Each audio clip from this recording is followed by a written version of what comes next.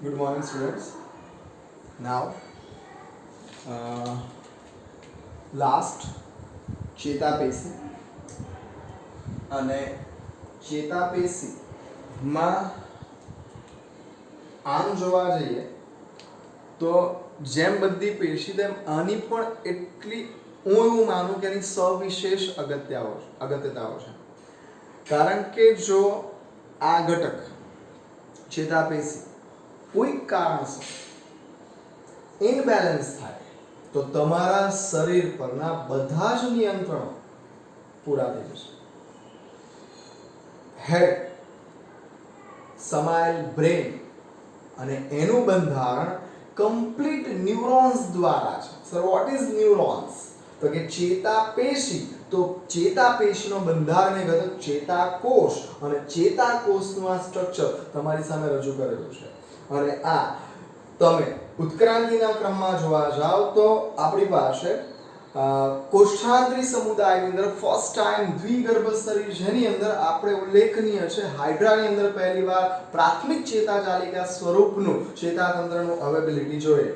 અને આપણે અત્યારે ઉચ્ચ કક્ષાના સજીવ તરીકે આપણી અંદર અને એની પહેલાના અન્ય સજીવોની અંદર પણ ન્યુરોન્સ અને નર્વ સેલની હાજરી છે. અને એનું બંધારણ જોવા જઈએ તો બુકની અંદર તો ખાલી જરા વસ્તુ આપીને છટકી ગયેલા છે. આપણી પાસે આના માટેનો આખો 21મો પાર્ટ છે જે કમ્પ્લીટ ચેતાતંત્ર કે ન્યુરોન્સ પર આધારિત છે.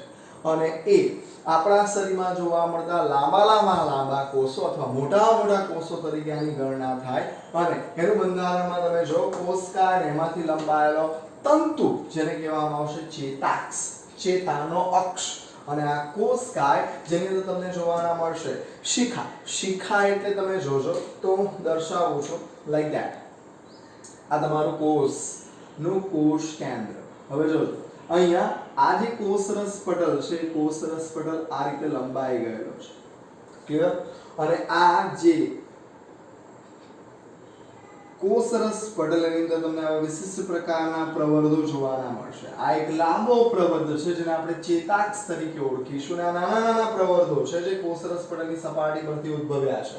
તો આ કહેવામાં આવશે ચેતાકોષરસ પટલ.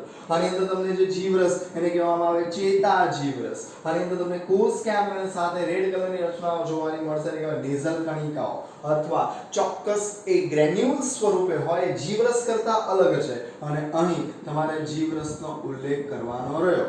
અને એ જે આ તમારો ન્યુરોન્સ છે ચેતાકોષ છે ચેતાકોષ આટલો લંબાયેલો છે. એની ફરતે જો આવા ચોક્કસ પ્રકારના મજ્જિત અથવા લિપિડ ના પડની હાજરી જોવા મળે. આ મજ્જિત પડ કે જે શેનું બનેલું છે લિપિડનું, તો આને કહેવામાં આવશે મજ્જિત ચેતાતંતુ.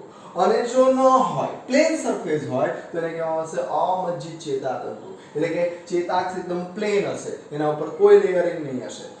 આવી વિશિષ્ટ પ્રકારની રચનાને ઉલ્લેખનીય રીતે કહી દઉં તો આ ચોક્કસ પ્રકારની રચના જેની અંદર પ્રવર્ધો આવ્યા છે એ પ્રવર્ધોને કહેવામાં આવશે શિખાતંતુ. શિખાતંતુની ખાસિયત તમારા શરીરમાં ઉદ્ભવેલો કોઈ પણ પ્રકારનો ઉર્મિવેગ એ બહારથી આવેલો કે શરીરની અંદર જન્મેલો એ ઉર્મિવેગ એને રિસીવ કરશે.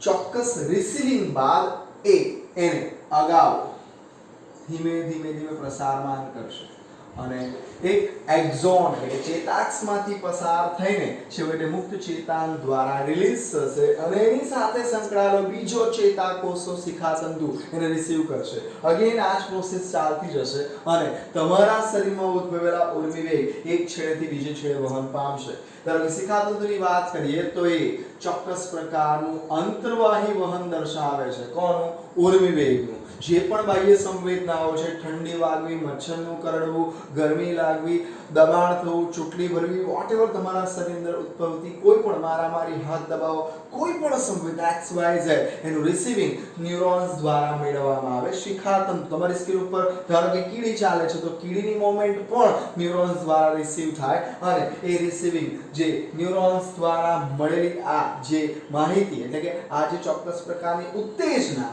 એ ઉત્તેજના ન્યુરોન્સ વહન કરાવશે અને એને બીજે છેડે એને રિલીઝ કરશે. તો એ બીજા છેડે માટે ચેતાક્ષ અને ચેતાક્ષ એ જોજો બહિર્વાહી વહન સાથે સંકળાયેલ છે. આ કયું વહન કહેવાશે? બહિર્વાહી. બહિર્વાહીનો તાત્પર્ય એ બહારની તરફ ઉર્મિ વેગને વહન કરાવે છે, જ્યારે આ અંગની તરફ ઉર્મિ વેગને લાવે છે. એટલે આપણી પાસે આ ચેતાકોષનો બેઝિક કોન્સેપ્ટ છે. ત્યાં તો 21મા લેસનની અંદર આ સવિશેષ ચાલશે. કઈ રીતે 20 સ્થિતિમાન જન્મે છે, કઈ રીતે એ આગળ વધે છે, કઈ રીતે એક છેડેથી બીજે છેડે સપોઝ મચ્છર કરડે તો પગમાં કરડે કે હાથમાં કરડે પણ તરત બ્રેઇન ને એની જાણકારી મળે. તો એવું તે શું છે? તો એ જે ચોક્કસ પ્રકારના રાસાયણિક સંદેશાઓ પસાર થાય છે, એ રાસાયણિક સંદેશાઓને કહેવામાં આવશે વીજ સ્થિતિમાન. અને વીજ સ્થિતિમાન તમારા ન્યુરોન્સ દ્વારા પસાર થશે અને ન્યુરોન્સ દ્વારા એક છેડેથી બીજે છેડે એ અલગ અલગ સંરચનાઓ 21મા લેસનમાં અત્યારે ખાલી બેઝિક કે તમારા ચેતાપેશીની અંદરનું બંધારણ એક અલગ છે, ચેતાકોષ. અને ચેતાકોષમાં પણ ચોક્કસ પ્રકાર હજુ પડે છે, જે આપણે જોઈશું એક ધ્રુવીય, દ્વિધ્રુવીય અને બહુધ્રુવીય. અત્યારે જ મેં રજૂ કરેલો છે તે બહુધ્રુવીય ચેતાકોષ છે. અને એની થોડી માહિતી કે શરીરની વિવિધ ક્રિયાઓનું નિયંત્રણ કરતી પેશી, જે મેં તમને શરૂઆતમાં જ કહી દીધું કે આ બધી જ ક્રિયાઓને સાચવી રહી, ચાલવું, દોડવું, કૂદવું, મૂકવું, બોલવું, વોટેવર બધી જ પ્રોસેસ ચેતાકોષો આર્યું. ચેતાકોષો કોઈ પણ પ્રકારની ઉત્તેજના, બાહ્ય કે આંતરિક, પેટમાં દુખવું એ આંતરિક છે, મચ્છરનું કરડવું એ બાહ્ય છે, ઠંડી વાગવી એ બાહ્ય છે, ગરમી લાગવી બાહ્ય છે, તમારા પગ દ્વારા ચાલવું, દોડવું, કૂદવું, મૂકવું આ બધી તમારી આંતરિક સંવેદનાઓ તે તમારા બ્રેઇન થકી મેળવવામાં આવે અને કાર્ય થાય. ચોક્કસ લાંબા પ્રવર્ધો દ્વારા ઉર્મિવેગ એક છેડેથી, જે સમજાવ્યું, એક છેડેથી બીજા છેડા સુધી સીધું જ વહન પામે છે. બંધારણ તો મેં તમને કીધું, બંધારણની અંદર કઈ સવિશેષ કોઈ જણાવ્યું નથી.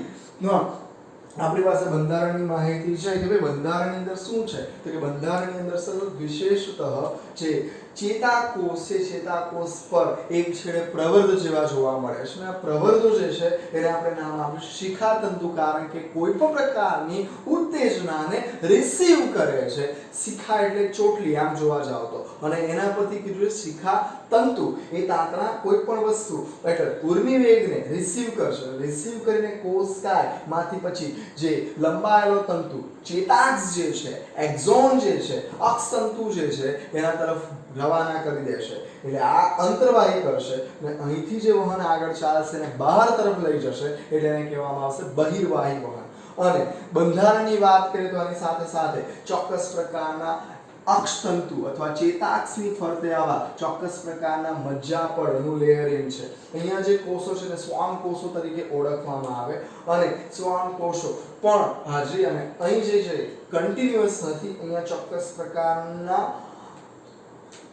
વલણ તમને જોવા મળશે, આ રીતની ઇન્ટરનલ ખાંચ જેવી જોવા મળશે, જેને કારણે માઇક્રોસ્કોપિક સ્ટ્રક્ચરમાં ન્યુરોન્સ પર જાણે ચોક્કસ પ્રકારની ગાંઠ હોય એવો તમને આભાસ થશે. એને જે કન્ટિન્યુઅસ આ લેયર નથી, આ લેયર આવું કન્ટિન્યુઅસ નથી, એ લેયર આવી રીતે ટર્ન પડી ગયેલા છે, આવી રીતે વલિત થઈ ગયેલું છે, તમને ગાંઠ હોય એવો આભાસ થાય અને એને રેનવીયરની ગાંઠ તરીકે ઓળખવામાં આવે. આ જે ખાંચ છે એને રેનવીયરની ગાંઠ તરીકે ઓળખાશે. એ ડીપ સ્ટ્રક્ચરની અંદર પછી આપણે એને જોઈશું. અને ત્યાર પછી છેવટે અંદર રહેલો ચેતાકોષમાંથી આવા ન્યુરોન્સ બહાર લટકશે અને એને કહેવામાં આવશે મુક્ત ચેતાંગ.